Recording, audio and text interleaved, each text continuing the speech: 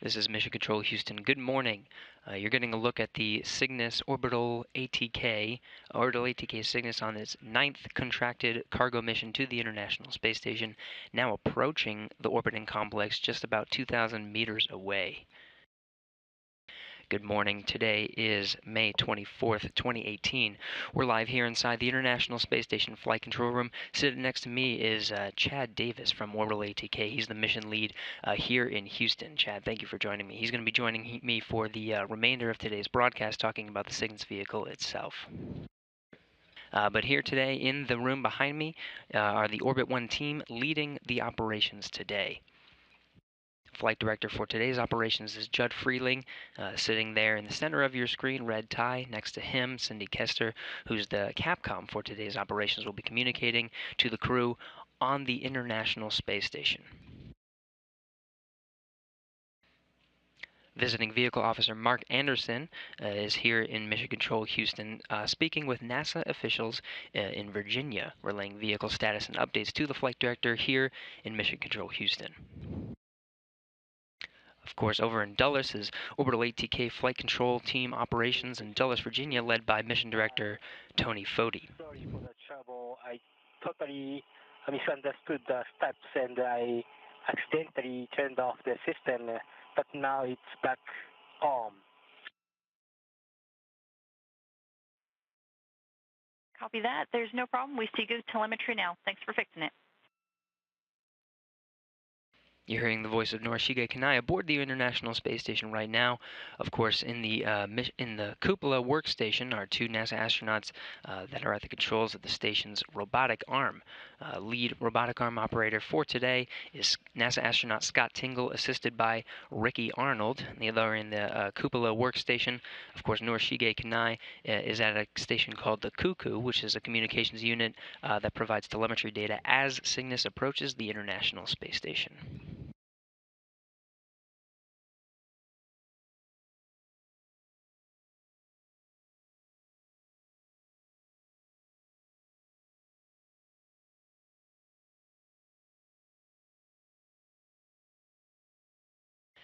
This is just under 3 days after the launch of Cygnus on top of Orbital ATK's Antares 230 rocket from Pad 0A at Wallops Flight Facility in Virginia, lifting off at 3:44 a.m. Central Time on Monday, May 21st. In orbit, solar arrays were deployed, and off it went. Now it's on rendezvous course just under 3 days later, carrying about 7,400 pounds of food, supplies, and experiments to the International Space Station. Today we're looking at a capture time at 4:20 a.m. Central Time. We are manning the cupola and ready to go when you guys are.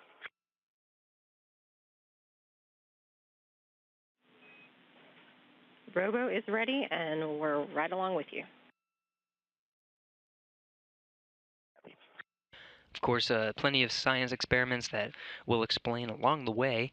7,400 pounds of supplies on board Cygnus, many of experiments on board that we'll cover as Cygnus approaches closer and closer to the International Space Station.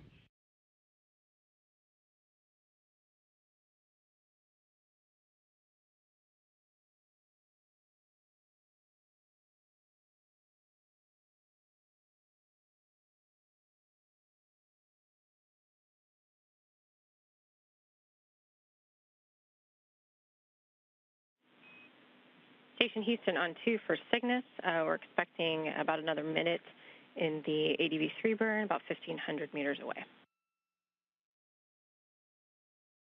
Okay, copy that. Thank you.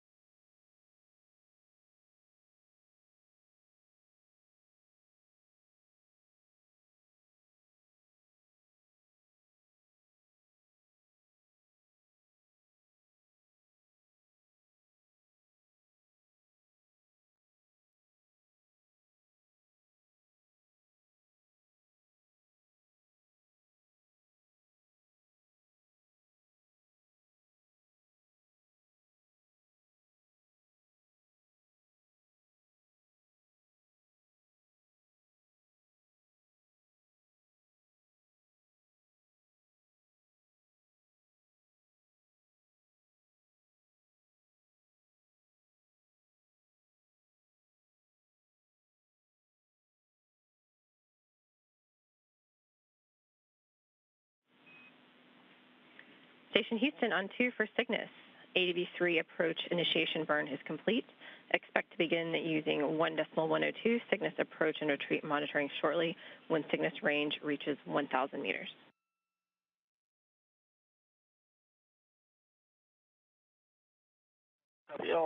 Cindy, thank you.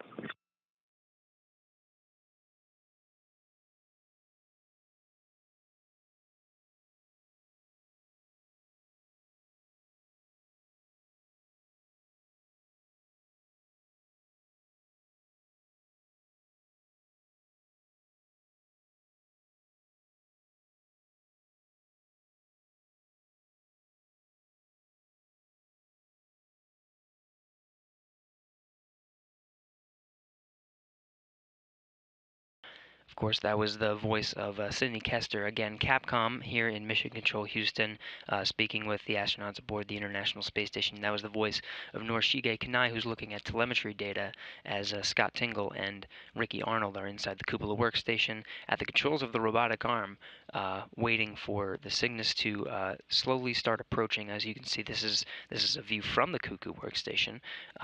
There's a number at the bottom, sort of right of that telemetry data, primary range of Cygnus to the International Space Station. You can see closing in, just about to pass 1,300 meters, slowly approaching a range of 1,000.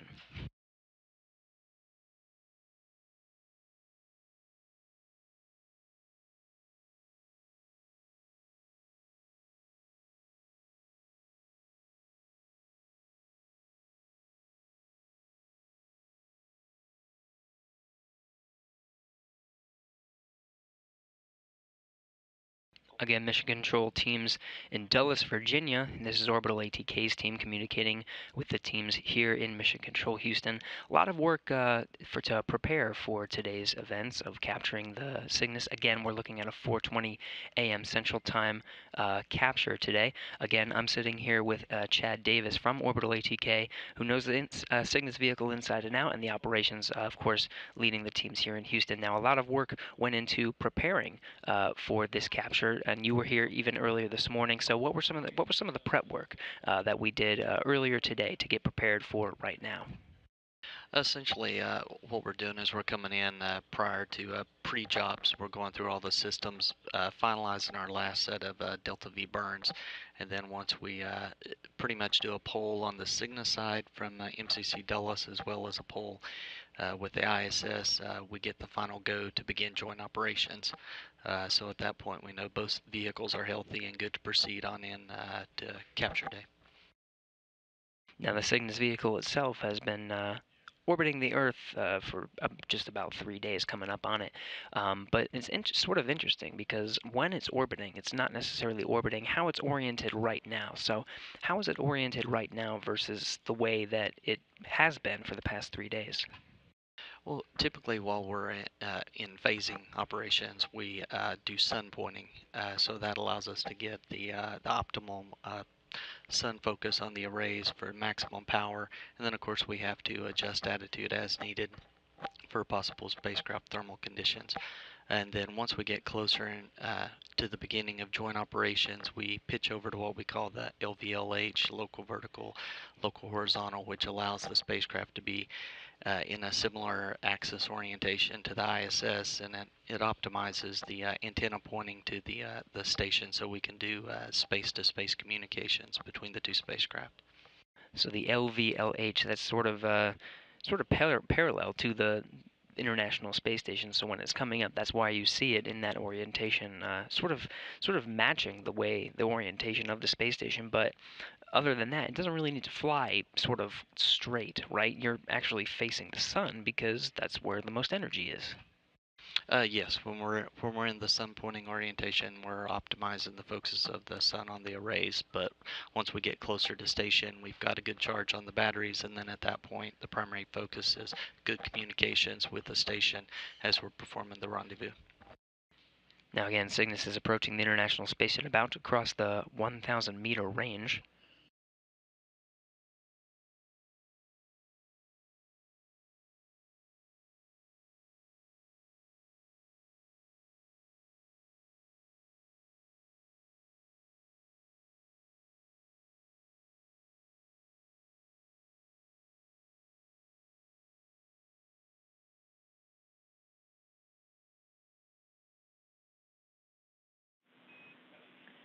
Station Houston on 2 for Scott and Cygnus. The range is 1,000 meters. Monitor long-range approach per step 1 in 1.102 Cygnus approach and retreat monitoring.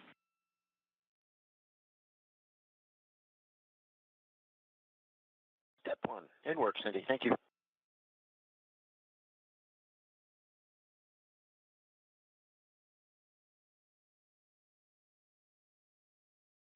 Now, of course, that was confirmation from, again, Sidney Kester, Capcom, sitting there communicating with the crew on board the International Space Station, relaying a successful ADV-3 burn. Again, there's a series of burns, basically firing the engines to get the Cygnus closer and closer as the teams continue to monitor the health and status of Cygnus and the International Space Station upon its approach. Now, ADV-3 is a significant milestone, so, Chad, ADV-3, what's important about this particular burn?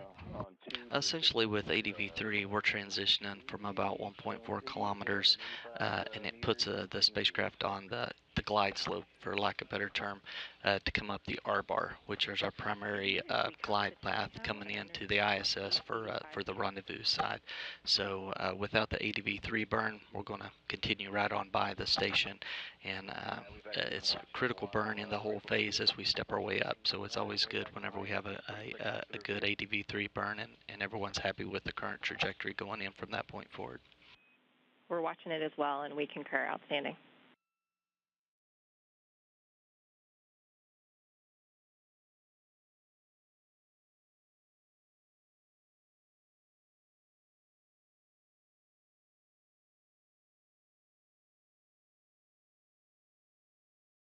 Now, reports coming from orbit. The Cygnus, you can see from the view of the workstation here, just closing in on 800 meters away from the station. Crew has a good visibility of the Cygnus vehicle as it starts to approach, witnessing the vehicle as it's getting closer to the station, reporting that it's looking pretty good from their view as they're continuing to monitor the health and status of Cygnus upon its approach, of course, after this important ADV-3 burn.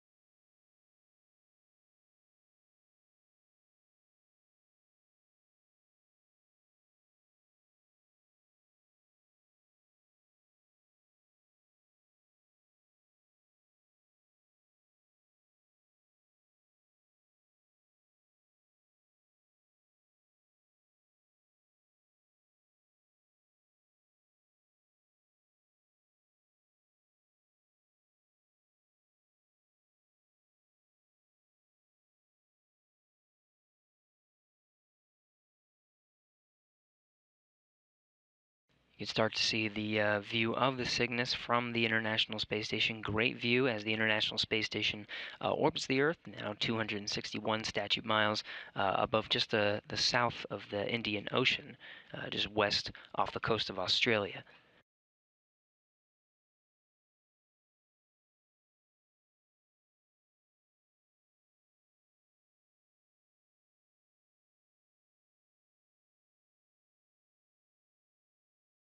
There's a few more burns scheduled before the range of the Cygnus is just closing in on the 250-meter holding point. The schedule as it exists now, the Cygnus should be arriving at that point sometime before sunset, and then continue operations just shortly after sunrise.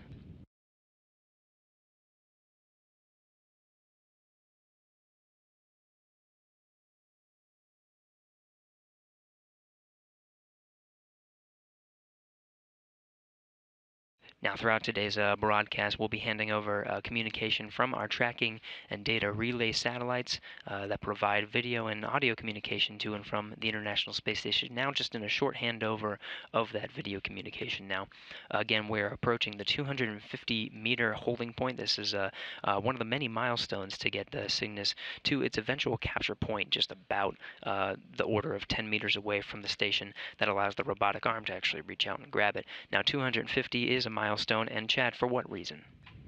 Essentially, once we get to the 250 hold point, we transition from our GPS navigation, which was from vehicle to station, over to our LiDAR system, which allows us to track using Laser Ranger as we continue in from the 250 on up to the 30-meter hold point, and then on into the 11 to 12 meters out for the capture point. And we're almost at about 250 meters to go to get to that point. Of course, we're still about just under 550 meters away from the space station at a range just under 1 meter per second. Again, just about 3/4 of a meter per second on its way to the International Space Station. Slightly slower from its original course shortly after the burn, just earlier at the beginning of today's broadcast.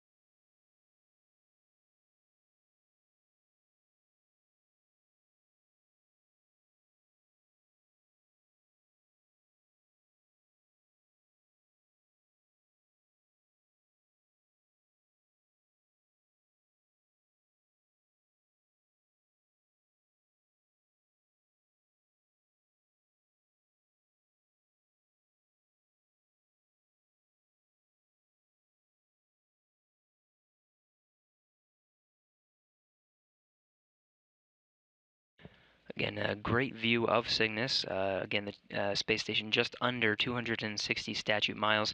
Still over the South Indian Ocean. You should be seeing the west coast of Australia soon. We're about to skim past just the northwestern coast of Australia over Indonesia here shortly. Of course, we just completed the delta velocity approach, delta velocity burn number 3, which, as we described, is very important to actually approach the International Space Station. Now, just getting confirmation of ADV4. Now, this is also a very important burn. Is it the last delta velocity burn? Yes, correct. That's the last one, and then from this point on, we're going to be doing slight, we call them hair hops, as we work our way up the R-bar from that point on. So this is that final burn. Again, this happened just at about the 500-meter mark. Now we're at 440 meters away from the space station and closing. The next milestone of Ken will be a range of 300 meters, crossing that point to approach that 250-meter holding point.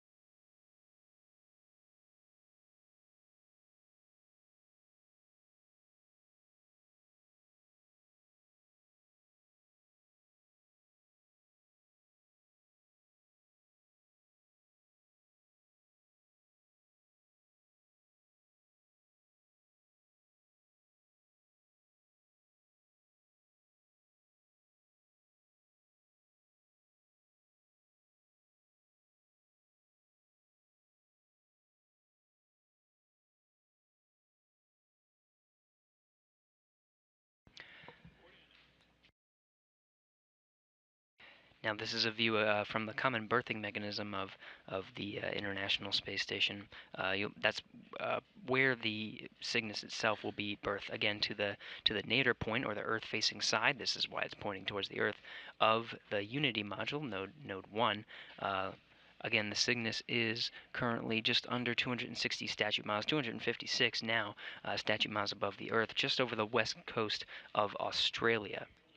We're just crossing the 400-meter point, actually just crossing 370 meters now. Again, the next milestone range will be 300 meters. That gets us closer to the 250-meter holding point. The vehicle itself is named after J.R. Thompson, who was a leader in NASA. He was administrator for a while, and also Orbital ATK and Orbital Sciences before that. And Chad, you actually had the pleasure of meeting J.R. Thompson for a while and know a little bit about him. Yeah, whenever I was working on the Orion launch abort system, I had JR come and visit our low bay area where we were assembling a inert launch abort system for some acoustic testing, and then preparing the hardware for shipping to White Sands for the pad abort test. And he showed up bright and early one morning and introduced himself, and came out and just liked to see the hardware and see all the stuff that we were doing to put Orbital on the map with human spaceflight with the supporting the Orion program. Now, of course, Orbital ATK, one of the customers that provides cargo to the International Space Station regularly, a player in the aerospace industry. Now, J.R. Thompson, a leader in the aerospace industry, passed away back November 2017.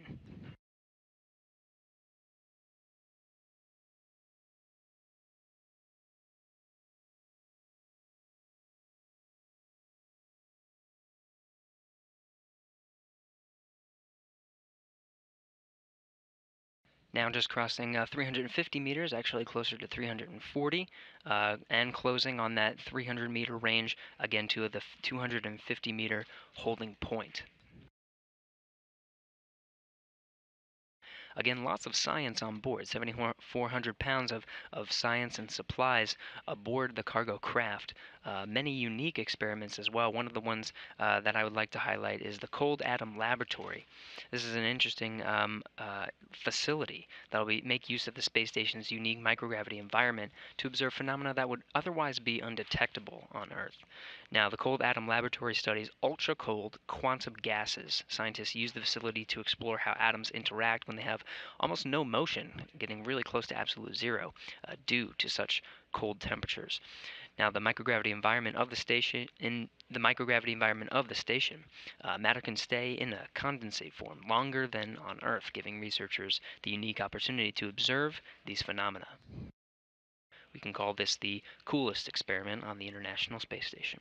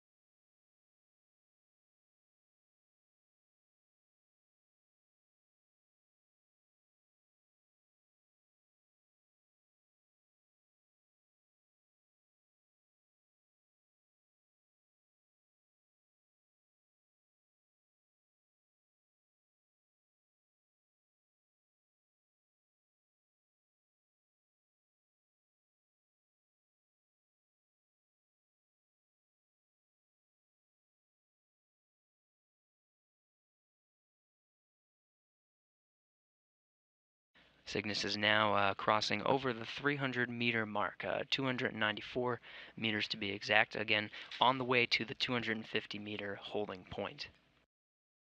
That's the next milestone. Again, 7,400 pounds of supplies and experiments waiting on board for the astronauts to actually ingress, planned for later today, but capture again at 4:20 a.m. Central Time.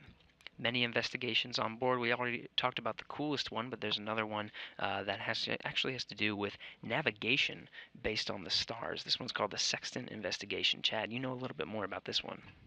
Yeah, I thought it was interesting that the crew's actually taken up a sextant instrument like they used in the days of the sailors to navigate via the stars, and some of the from the Apollo days they use instruments the same to be able to verify the computers had them in the right location for their guidance.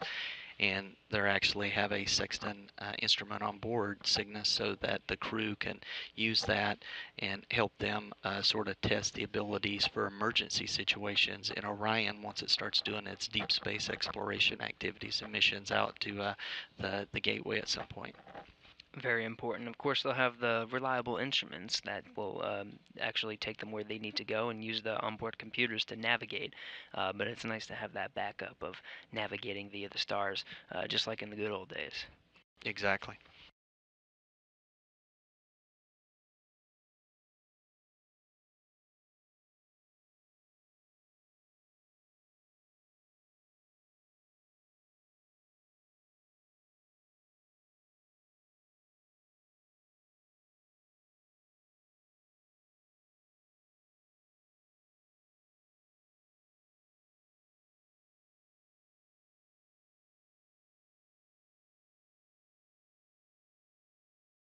Now, again, a lot of the milestones already completed. We've crossed 1,000 meters and done the delta velocity 4 burn, which is the last delta velocity board. Now we're looking towards those hair hops that Chad was talking about before, crossing the 300-meter mark. Again, the next checkpoint is this hold at 250 meters to assess the following steps to get closer and closer to the space station, to just about 10 meters away. So NASA astronaut Scott Tingle and Ricky Arnold that are in the cupola workstation at the controls of the station's robotic arm can reach out and bring on the 7,400 pounds of crew of supplies and experiments on board the International Space Station. 9494, and the meter is the Copernicus.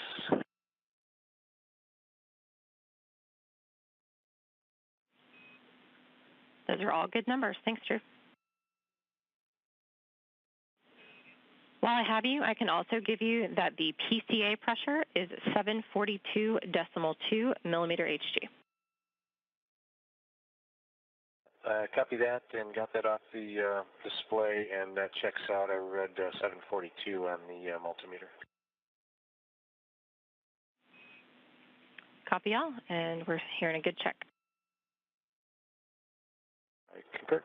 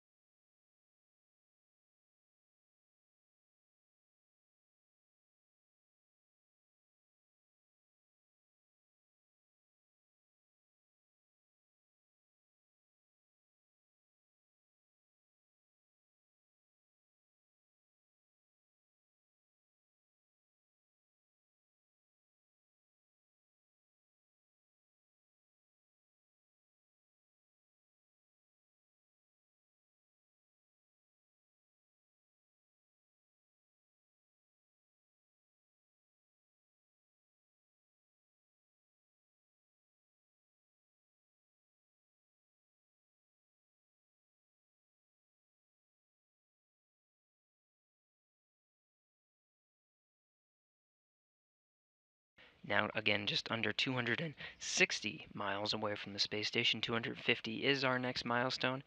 That's the point where the Cygnus will hold for a bit as teams here in Mission Control Houston and in Dulles, Virginia, the Orbital ATK flight control teams assess the vehicle and move on to the next step. After 200 meters, they'll be go for departure and go to the next hold point, which is just 30 meters away from the space station.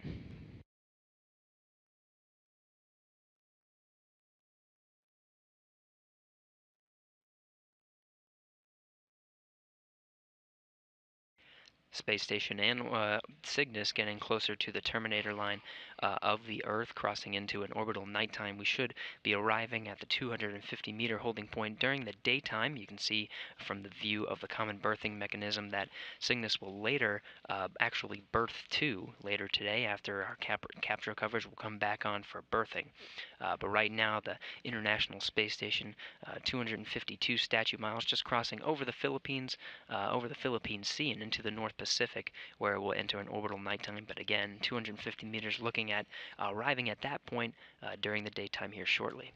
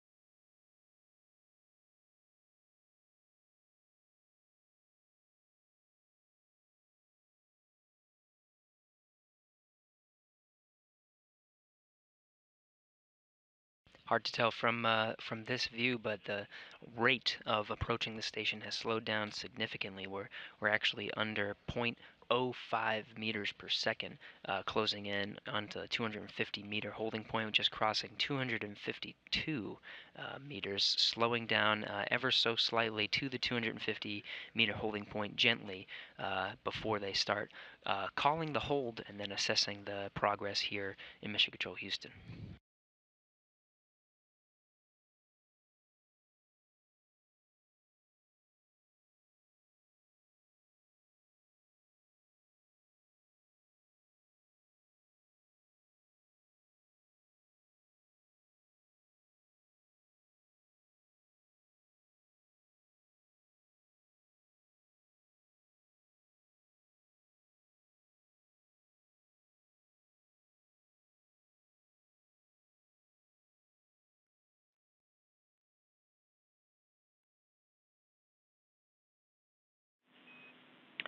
Station Houston on 2 for Scott and Cygnus.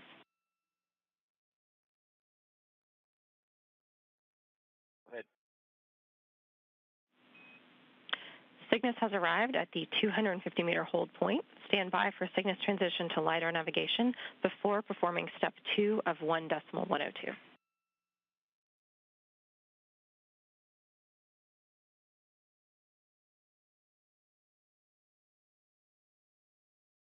Copy.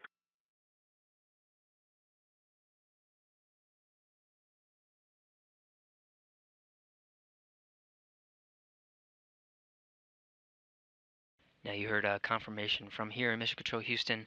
That was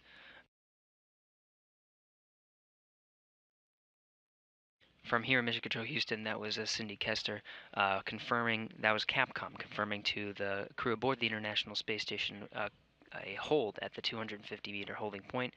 Again, you can see from the views here the space station is starting to cross over into an orbital nighttime holding. During the daytime, getting good views of Cygnus before we cross over into night. The call from the Capcom Sydney Kester was to switch, now that we're at the 250-meter holding point, to switch to LiDAR navigation. Now, Chad, what does that mean? Essentially, we've been coming in using our GPS navigation up to this point, and at the 250-meter hold point, we go ahead and transition over to our LiDAR as our primary sensor. And then we've got also TRIDARs as well, and we have a primary as well as a secondary that allows us to go in case we were to lose one of those. You know, we've still got the ability with 2 of the 3 to proceed on in for a safe rendezvous. Gives us the redundancy that we always like to have in human spaceflight.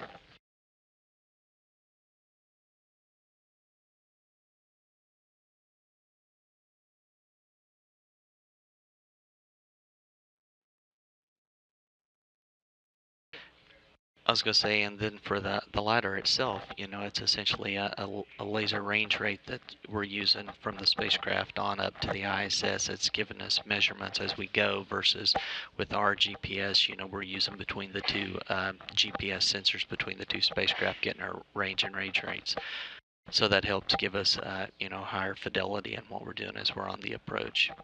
And additionally, while we're sitting here at the 250 hold point, we also do a repress of a propulsion system, which, you know, our prop lead, he looks at and sees what the current pressures are looking like, and then if we need to do the repress, he'll go ahead and get permission to go ahead and do that. Otherwise, if we're in a good pressure already, then we'll leave things as they are and press on in from the 250 hold point. That's important from the standpoint of once we started joint operations, we went and we're only using our RIAs for controlling the spacecraft versus our larger engine we used back in the DV burn, our biprop system.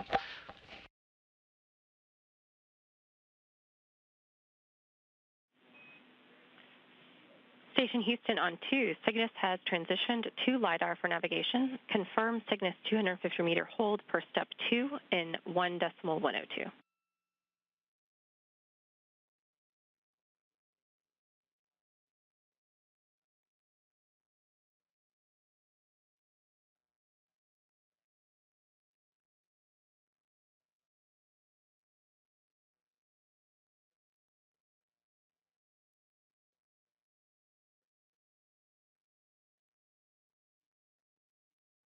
Station on 2, we can confirm all of step 2 at 250 meters, and in P1 lower outboard, we are just about on and on, maybe a slight offset to the starboard per block Bravo.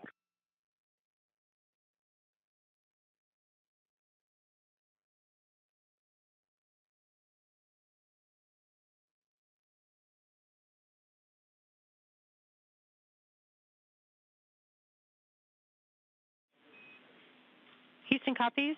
We like that report. If you have a status on the CP3 camera, we'll take it.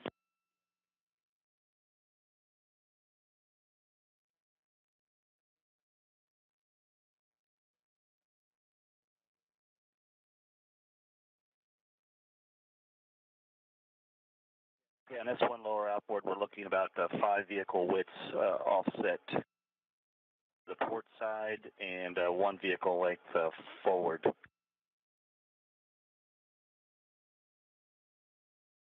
outline is in the circle. Houston copies. That's expected for now.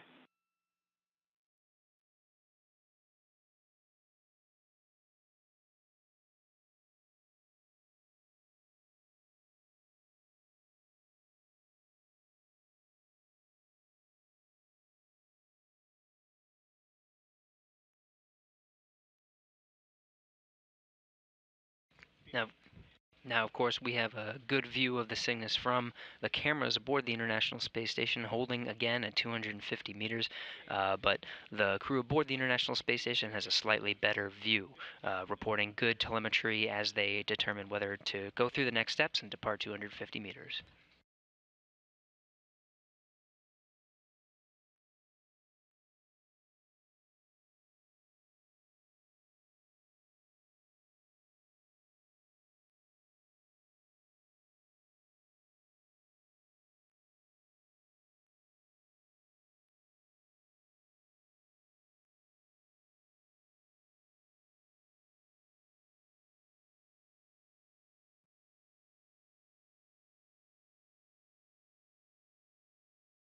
You're seeing a view again from the space station, 252 statute miles now over the North Pacific Ocean, crossing over the Terminator line. That's why you see the blackness. That's actually the Earth behind Cygnus. Cygnus still illuminated from the sun, as it's only 250 meters away from the space station, currently orbiting at 250 statute miles away.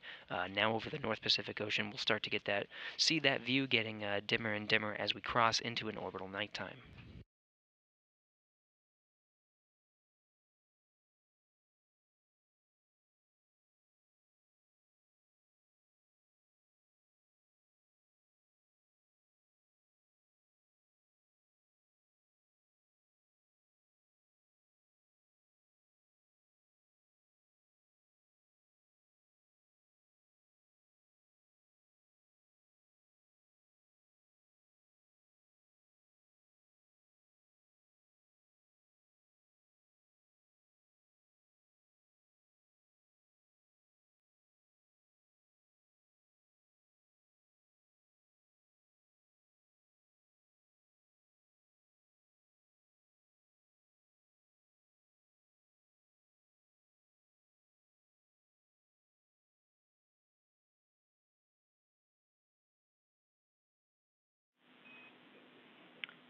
Station Houston on 2, Cygnus and ISS are configured for approach inside the keep-out sphere. Expect approach to resume shortly, and stand by for the Cygnus PCS command checkout. Station copies.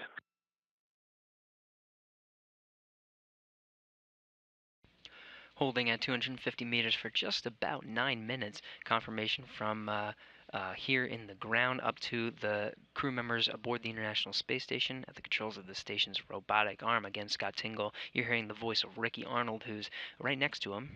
Scott Tingle, of course, as the prime robotic arm operator. Ricky Arnold providing communication and telemetry down here to the ground. Just got confirmation that we're looking good at the 250-meter holding point. Now beginning the next steps to depart 250 meters. We'll give you a status update once we're on our way to the 30-meter holding point.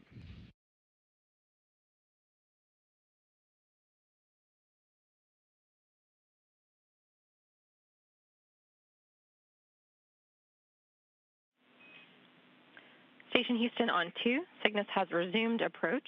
Go for Cygnus PCS command checkout. Hold arm per step 3 in 1.102. Station copies in work.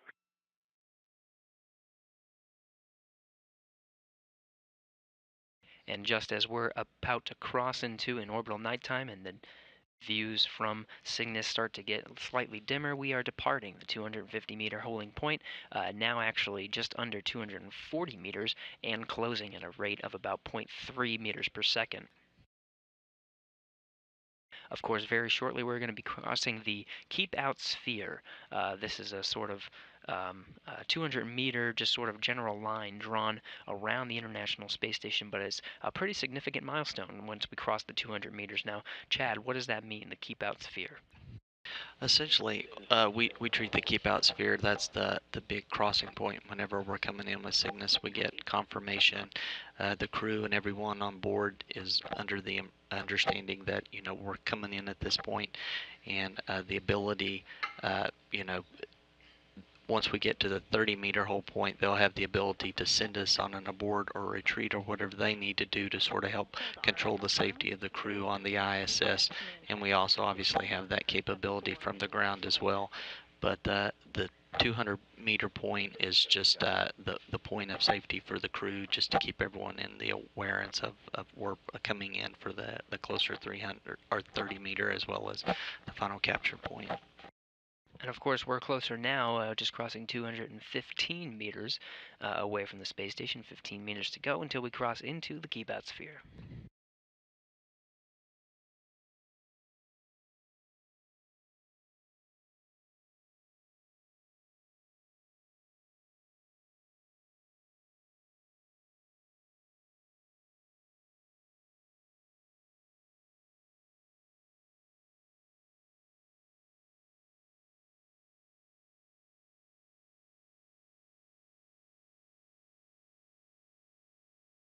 Houston Station, hold command is disarmed. Houston, copy is checking.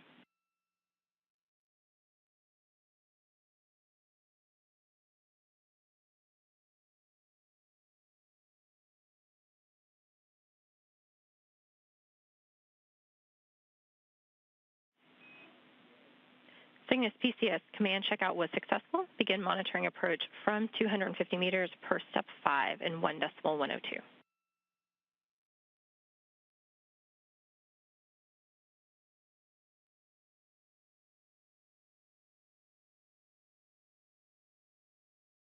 Houston Station for Block Bravo at 193 meters, no change from the last report. Houston copies, 193 meters and no change from last report. Thanks.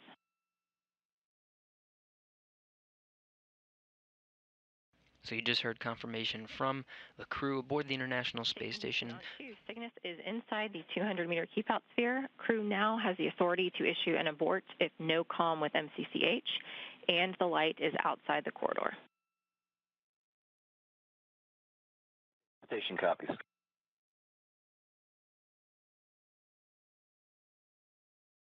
Again, we are inside the keep out sphere now, 183 meters and closing into the International Space Station. Now we're close enough. And for protocol, the space station crew has again a better view of the Cygnus. We're getting a view from inside the space station, looking at the Cuckoo workstation. 80 meters, Block Bravo, no change. Houston, copy. Now, within the keep out sphere, the crew has the ability to issue an abort, because besides the communication and telemetry they're getting from this screen, they're also looking at the window of the cupola itself, the bay window that's facing downwards on the Earth, and they have a great view of the Cygnus and the robotic arm, as well as the controls, in order to capture the vehicle once it arrives at the capture point just 10 meters away from the space station.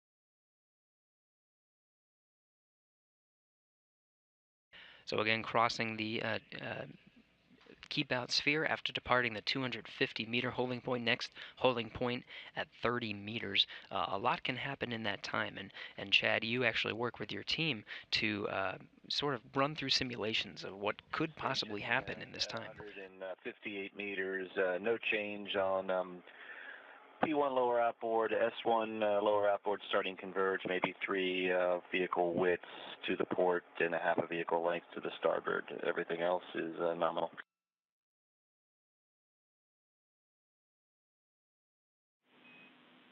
Houston copies. We're expecting the trend to continue.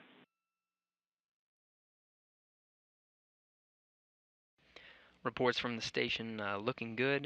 The Cygnus again oriented in line with the space station, approaching to the 30-meter holding point. Now just crossing just below 150 meters away from the space station at a range of just about 2.2 meters per second.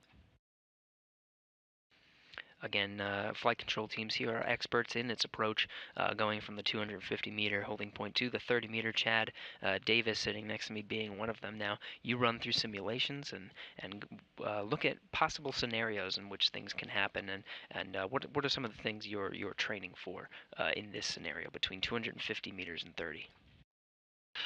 Essentially what we do whenever we're doing joint simulations with MCC Dulles and MCC Houston is we'll look at different activities that can happen throughout the joint operations activities, not just between the 250 to 30, but for instance on this one we might throw in a malfunction that would have to do with the prop system, or they would have an indication of a latch valve open that wasn't supposed to be open, or vice versa. So that forces multiple groups within the team to look at their systems, and it also forces the mission director as well as the flight director to basically manage their teams on how they want to work that particular situation and resolve it, take it to a resolution. So for this instance, if we were to have a latch valve issue, then of course they would go ahead and stop the ascent coming in potentially, or take it up to the 30 and hold there. But it's always good from our training team perspective to see the dynamics of the team work together and work through whatever the malfunction or problem is that we throw their way. Good to know that the teams behind the Cygnus vehicle itself and the operations, just as we're doing now between 250 and 30 meters, to know that scenarios have been thought of, and you guys are experts in its approach now. Everything right now, of course, looking perfectly nominal as we're getting closer to the 30-meter holding point.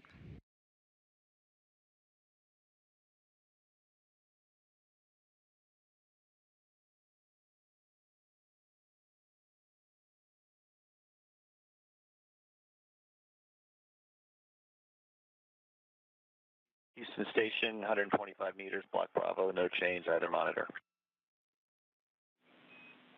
Houston copies.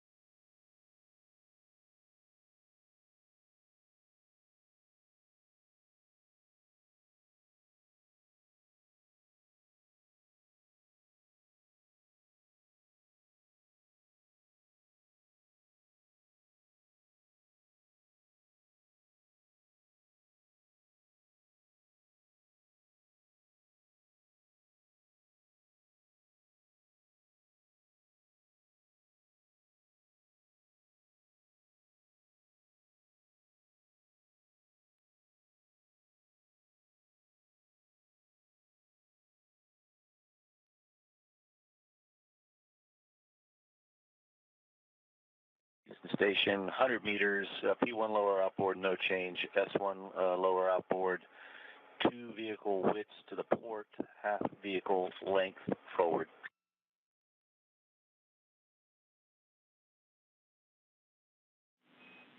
Houston, copies all.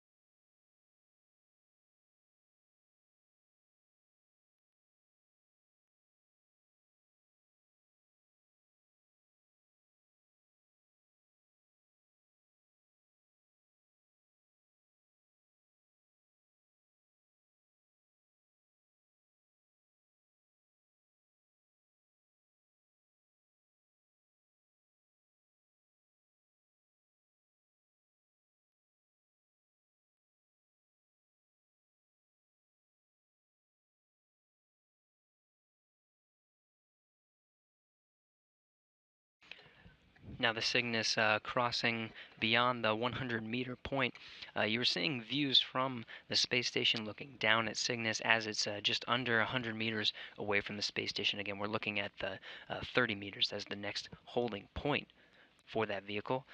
In the meantime, we're handing over video communications back here in the room, just monitoring Cygnus's progress towards that 30-meter holding point. You can see just before we cut away and lost the signal, we were seeing the views from Cygnus, but it has been illuminated for quite some time, even in the dark pass. That's due to a high beta angle. You can see here on the map the beta at the top left of the screen. Basically, the trajectory of the space station and Cygnus as it's orbiting around the Earth is sort of following the Terminator line and skimming just at the edge where the sun may be peeking over. We may see a little bit more illumination than normal as we're in this trajectory and into the night pass. Again, looking to the space station right now, 252 statute miles above the Earth. We're actually over the United States right now, just as we're passing east of Brazil. We'll cross into the an orbital daytime, but we'll have some nice sunlit views of the Cygnus throughout that time. P1 lower outboard, S1 lower outboard, we've lost sight of the vehicle in darkness.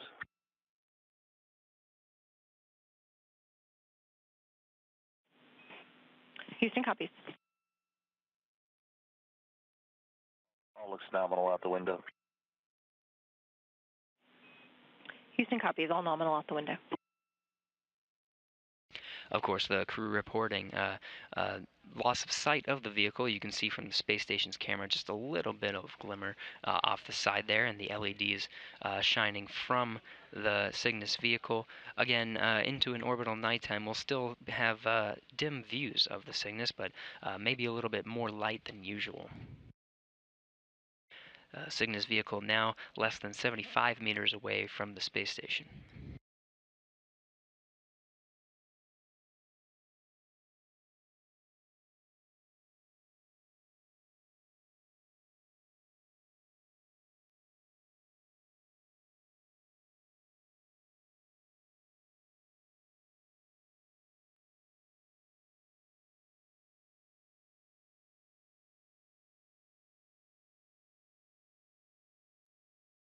In station at 70 meters, no change. P1 lower outboard, S1 lower outboard, we opened up the iris a bit and it's converging. Looks like it's offset about a half a vehicle width to the port.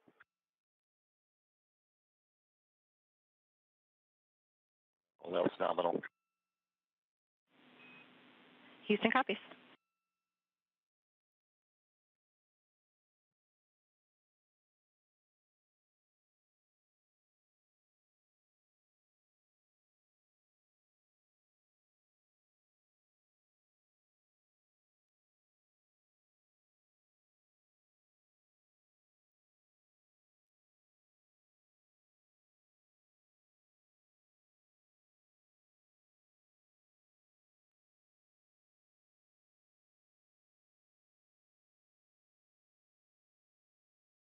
Now the crew aboard the space station, again, looking through the windows of the cupola, they have a pretty good view, but the camera exposure not picking up, the camera that's collecting telemetry as Cygnus is approaching, just needed to open up the iris a bit. You can see reporting just a little bit off from the shape of the vehicle. You can see there off to the right, telemetry just a little bit off, but this is perfectly nominal upon the approach, and you can see Cygnus just about to cross over into 60 meters away from the space station. Again, 30-meter holding point is our goal.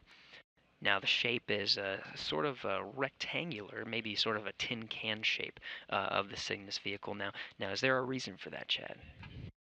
Well, essentially what you can see is the Cygnus is made up of two elements. The first being the tin can you referred to as our pressurized cargo module, and that's where all the payloads that we're bringing up to the ISS is stored inside in a controlled environment.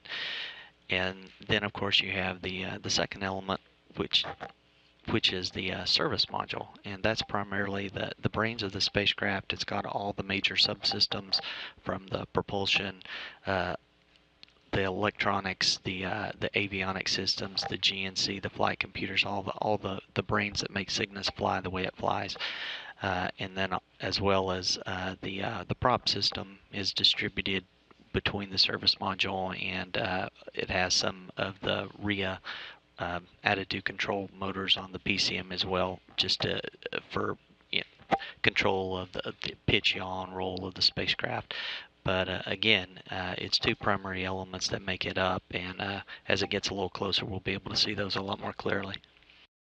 A little bit hard to see from this angle, but just sort of behind the vehicle, that's where the service module is, the one you're talking about, or the service component with all the sort of brains, as you said, of the vehicle. But there's also solar arrays that are sticking out the edge, sort of perpendicular, I guess, or to the view that we're seeing. So they're a little bit flat, but those solar arrays are a bit interesting as well.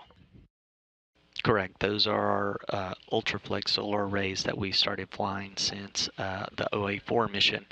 And we switched from the rectangular ones that you saw on the earlier vehicles to help get a little bit of a mass savings. And they provide pretty much the same amount of power, but it saves us mass on the spacecraft, which means more cargo we can deliver for our customer NASA. More cargo, the better. Again, 7,400 pounds of cargo aboard, including science experiments, as we talked about before. Right over St. Petersburg, on and on P1 lower outboard. S1 lower outboard continues to converge, half vehicle width offset to the port side. Houston copies all. We like that report.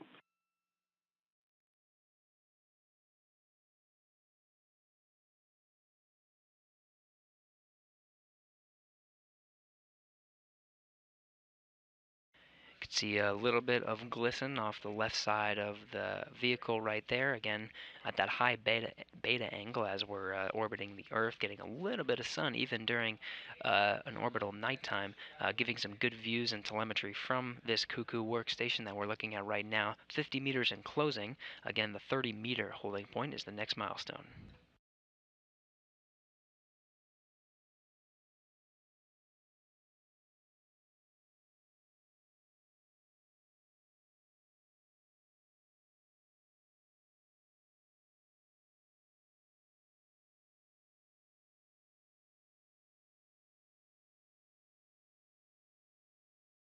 A little hard to see, but we're crossing over the last bit of the United States, just the southern tip of Florida, about to head over the Caribbean, over Cuba, and then over South America. It'll be just east off the coast of Brazil, possibly Uruguay, that we'll start seeing more and more sunlight as we, again, are at that high beta angle, a little bit of sun glistening off the Cygnus as it approaches towards the 30-meter holding point. Still 45 meters and closing, even getting some sun now.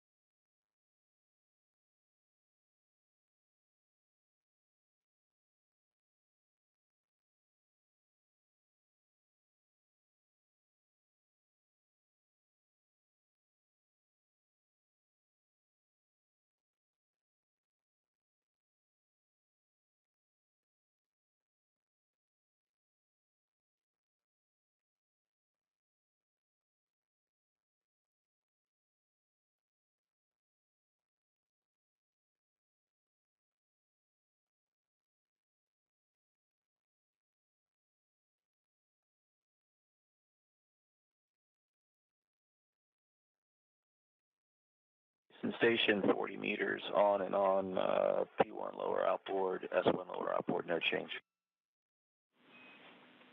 Houston, copy law. Just heard the report from the crew. 40 meters in closing. Again, 30 meters is our holding point. Just under 10 meters to go. Again, we're at that high beta angle now, crossing over the Caribbean, soon over the northern coast of South America, 250 miles above the Earth. Still at that high beta angle, so just a little bit of sun peeking over the terminator line as we're in an orbital darkness.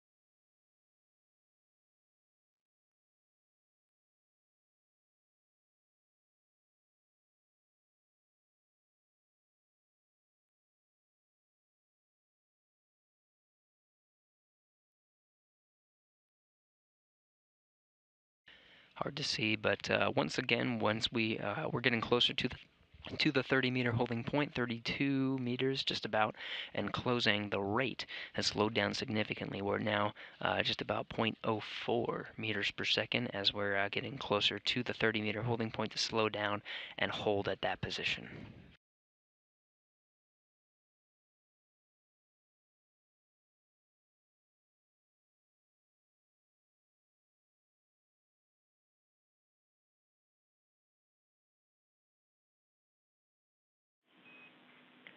Station Houston on 2, confirm 30-meter hold and set up for capture per step 6 in 1.102.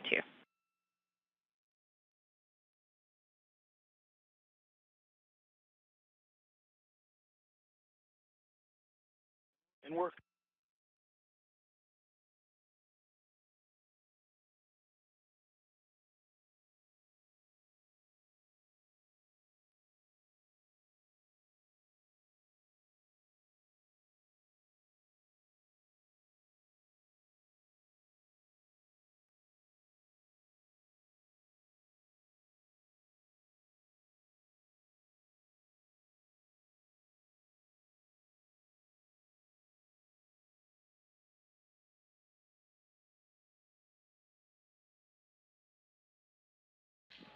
A great view of Cygnus holding at the 30-meter holding point.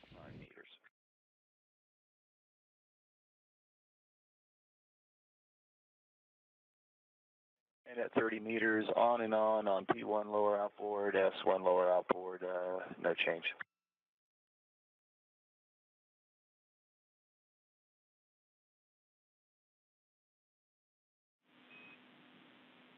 Houston copies. Understand the report, and we'll stand by for your readiness report.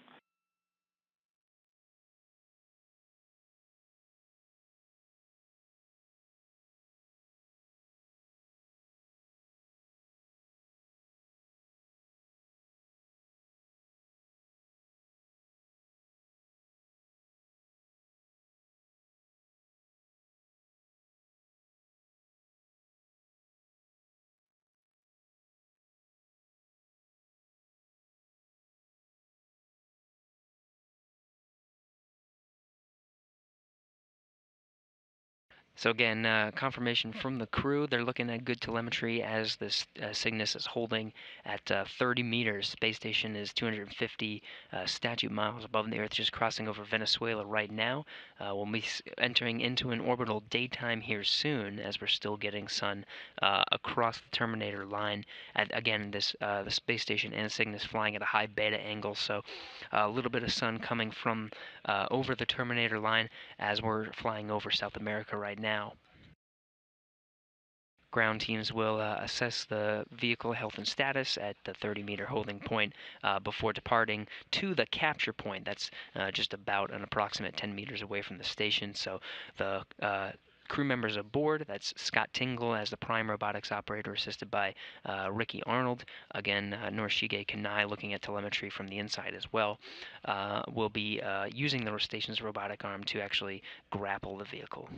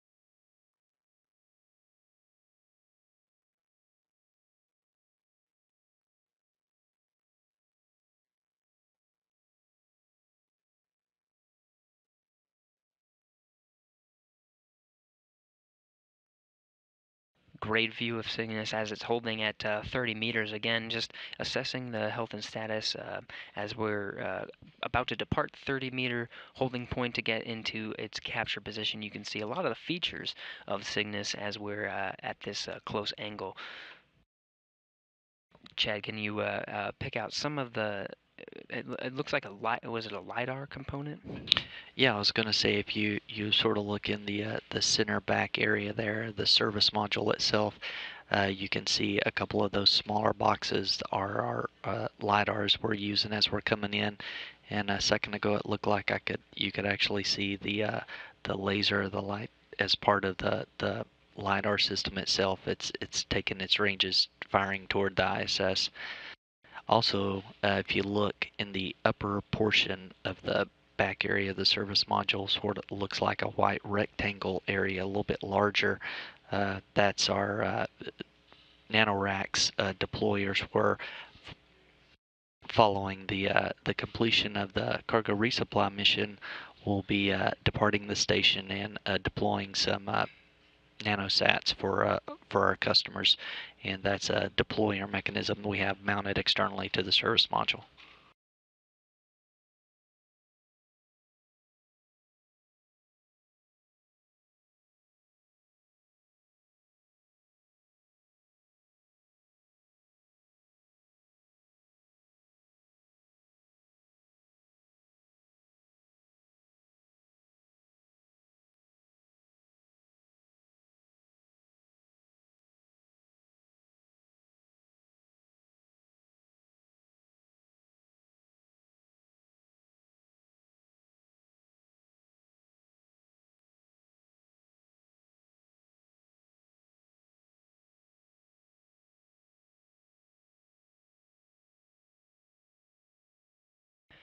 So as Chad was discussing, Approach to the capture point.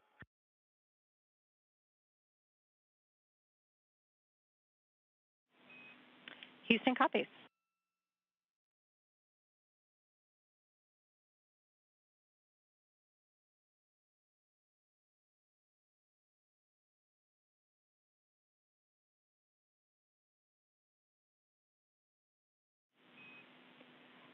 Station Houston on 2. Cygnus is ready to proceed to the capture point. Expect approach to resume shortly.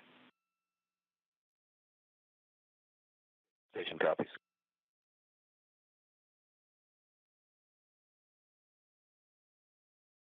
And at 30 meters, everything's looking good. So very shortly, Cygnus will depart that 30-meter holding point and get closer to the station. You can see the robotic arm is already in position to get ready to capture the vehicle as it gets into its capture position, just about 10 minutes away from the or 10 meters away from the station.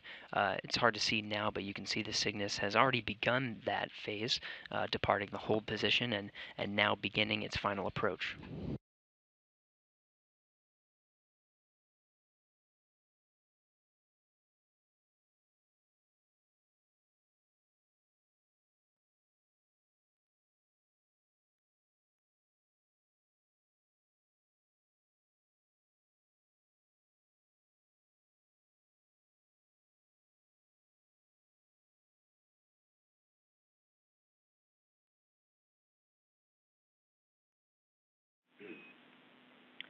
Station Houston, Cygnus has resumed approach to the capture point. Monitor approach within 30 meters per step 7 in 1.102. The crew is primed to issue retreat if the primary range is less than 6 meters. Station copies.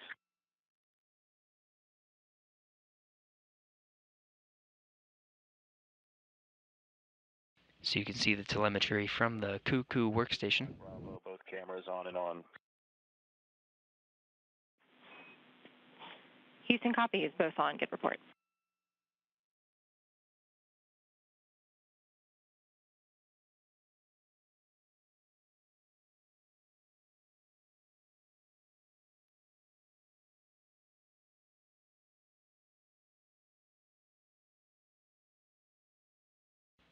So the crew aboard the International Space Station will continue to monitor the progress of Cygnus as it gets closer to the capture point. You can see 26 meters and closing into the point where it's going to get closer and closer to that robotic arm that you can see sticking out from this view of the Cuckoo workstation that's providing telemetry of Cygnus as it is approaching closer to the station. The station's robotic arm already in position, getting ready to capture Cygnus once it arrives at the point just in front of the station's robotic arm. 25 meters.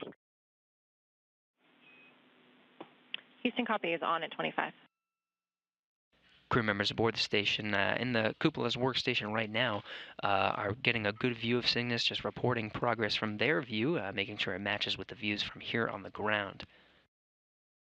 You can see the space station and Cygnus flying near parallel to that terminator line. You can see just darkness above from this view and the light below. This is that high beta angle that we were discussing earlier that allowed the Cygnus to remain illuminated as it was still in an orbital daytime. You can see we're flying almost parallel to that line at this time. Great views of Cygnus as it's getting closer to the station. You can see just the bottom right corner, as Chad was describing before, the LiDAR system that's providing communication and telemetry of Cygnus to the station. Just at the bottom right, that's the service module, and there's a lot of components as we were discussing earlier, but there's a sort of a blinking red light, and that blinking red light is actually the laser firing and providing the communications from Cygnus to the telemetry from between Cygnus and the International Space Station. Ultraflex solar arrays just below that, illuminating and gathering power in from the sun as it's approaching the International Space Station towards the capture point, just 10 meters away from the space station. Space Station and Cygnus now crossing into the over the Atlantic Ocean, 255 statute miles above the Earth, just east off the coast of Brazil and Uruguay.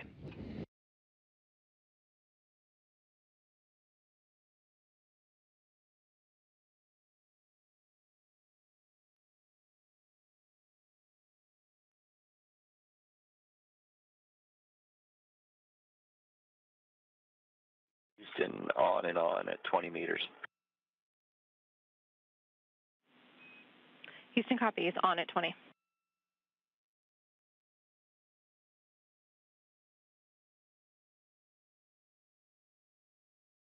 And Gary, if you notice on this view, you can see at the very aft end of Cygnus, the probe and the PVGF, that's the power video grapple fixture that the SSRMS, the robotic arm, will reach out and grab a hold of Cygnus with.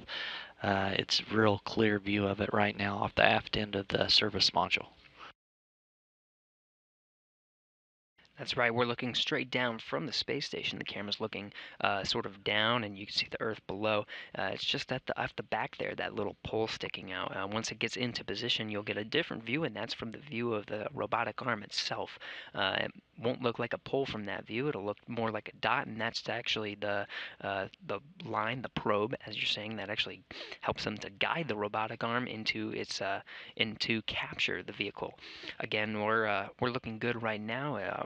Arriving at the still going for a 4:20 capture time as we're approaching the capture point just 10 meters away.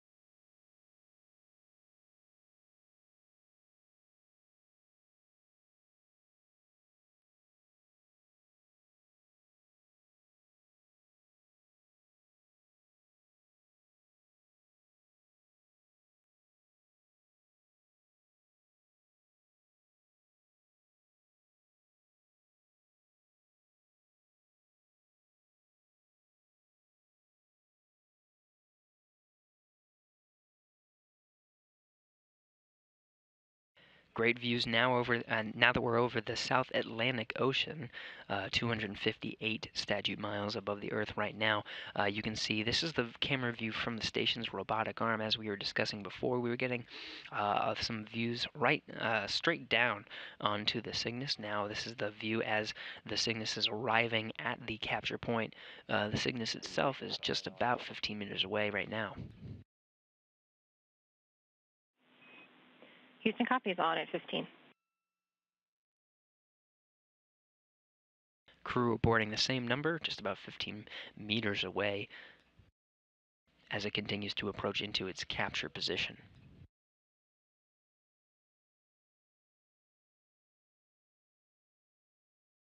You can see in the back there the service module components, as we were discussing earlier, that provide sort of the brains of the vehicle. To the left there, that white structure is the NanoRacks CubeSat deployer that will be used to deploy CubeSats after Cygnus has left the station and deploy CubeSats around low Earth orbit.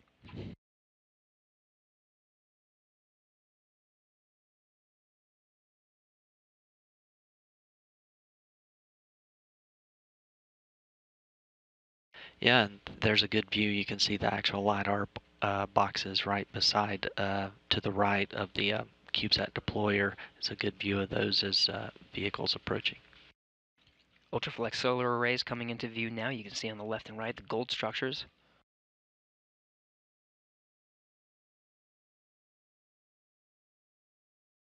The grapple fixture is that sort of three-pronged circle that you can see just at the lower back end of the Cygnus. And the white straight line with the sort of circle or pin in the middle, that was that bar that was sticking out before. That'll help guide the station's robotic arm into capture the vehicle here in a few moments.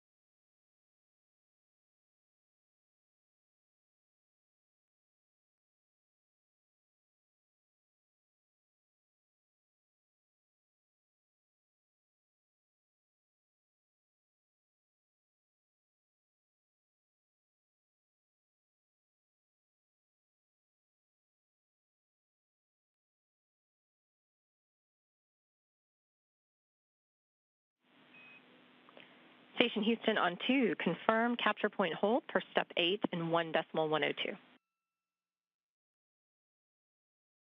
work.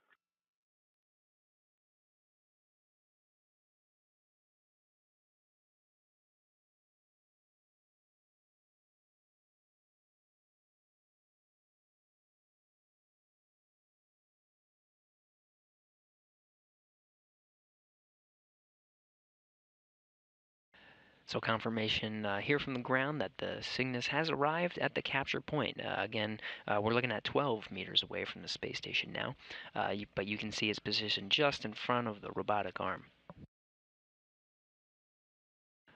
They'll do a poll here in Mission Control Houston for a go, no-go to proceed with that arm moving closer and closer to the Cygnus that's now currently holding. All of step 8 at 12 meters, and we've been seeing the intermittent TDRS to VVLOS. I'm sure you guys have. Is that an issue? Checking.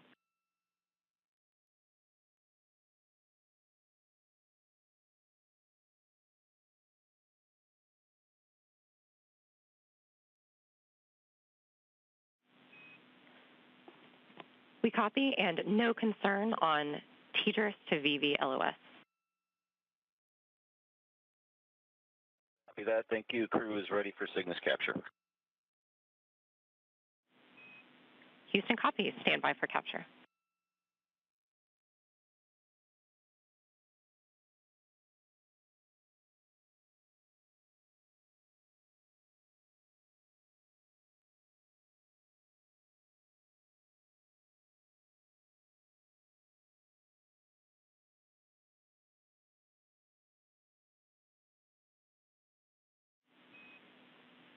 Station Houston on Space to Ground 2. You are go for Cygnus capture sequence, step 4 in 1.110 Cygnus capture. Begin monitoring the backaway cue card. Good work.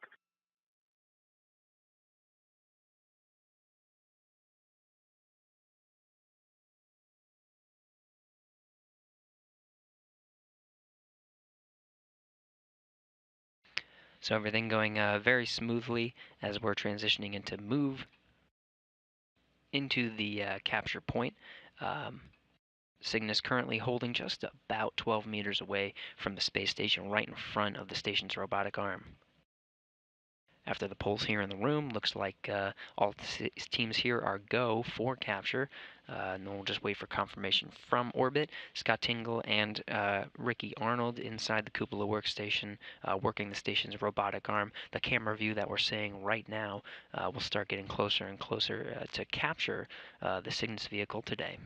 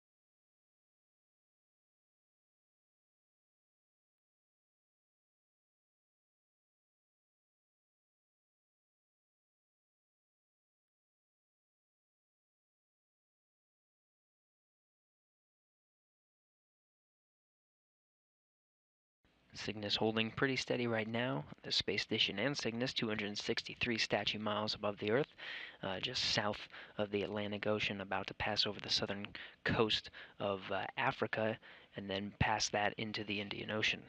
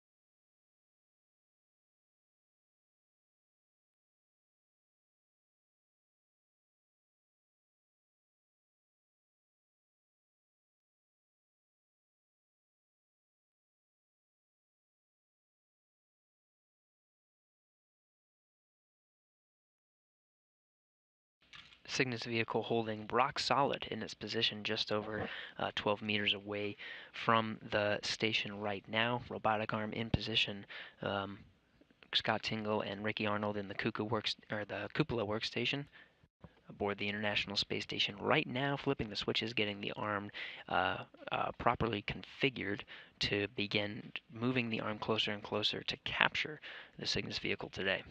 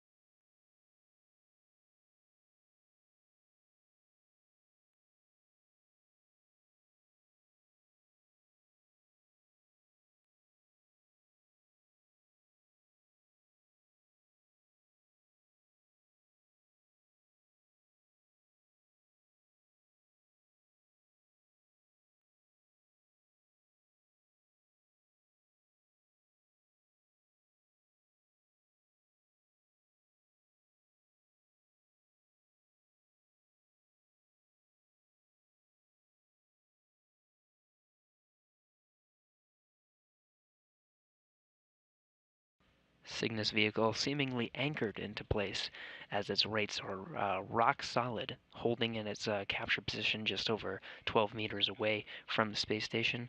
Now where you can see the arm itself is in motion, slowly going into capture the Cygnus vehicle today.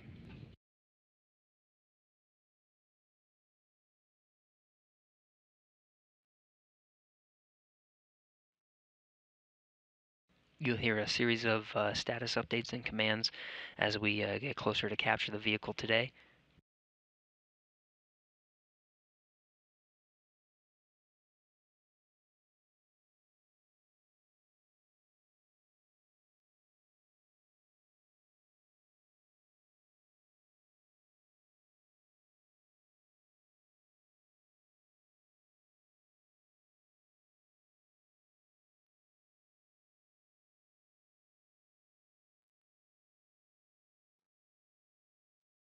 Three meters and closing.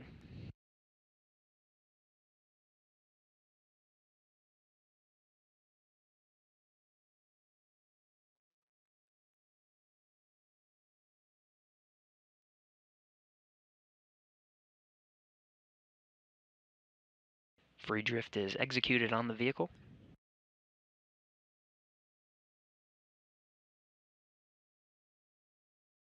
2 meters and closing.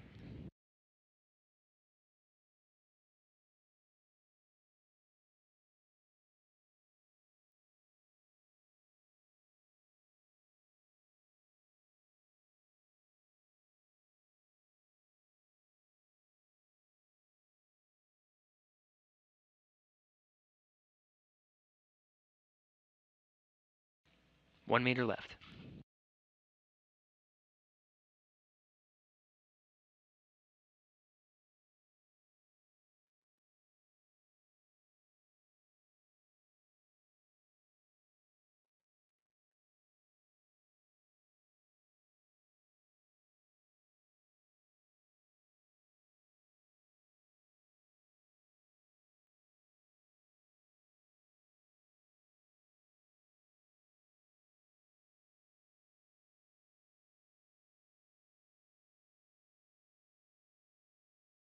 Robotic arm is over the pin.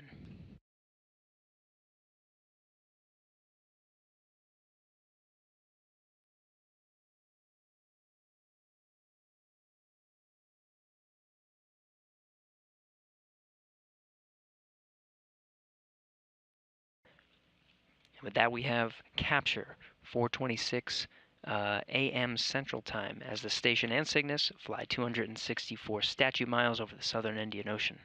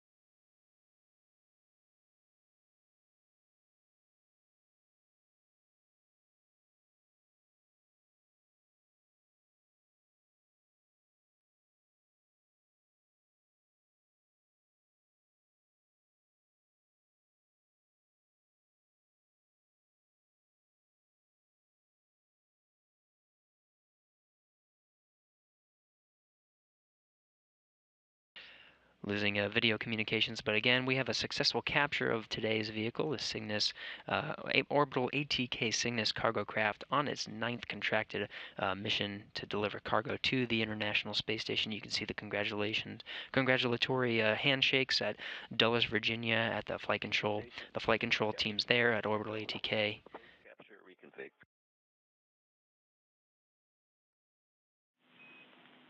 Houston copies. We understand we are go for Cygnus post-capture reconfiguration. Excellent job, guys. You've got a whole team down here in Houston with big smiles on their faces, and I know I can say the same for the folks out at Dulles and our partners around the world. Great work.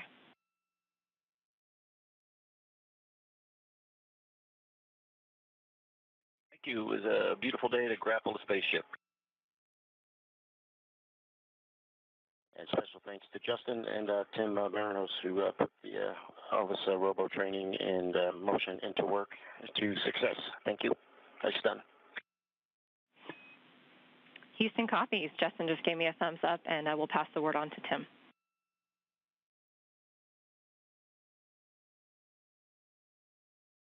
Some congratulatory words and specific callouts from the crew aboard the International Space Station. Again, it was Scott Tingle and Ricky Arnold in the cupola workstation today, working at the controls of the station's robotic arm to bring the arm in to capture the Cygnus cargo vehicle today.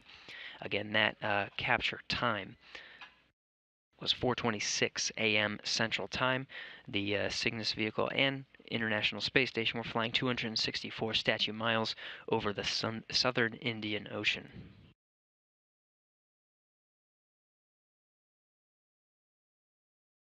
With that, the teams here in Mission Control Houston will start prepping for post-capture timelines and procedures. Robotics officers on the ground will maneuver the station's robotic arm to position Cygnus just under the berthing mechanism of Unity at the nadir port, the Earth-facing side. That's where Cygnus will call its home until July, before it departs with some disposable trash and burns up over the Pacific Ocean.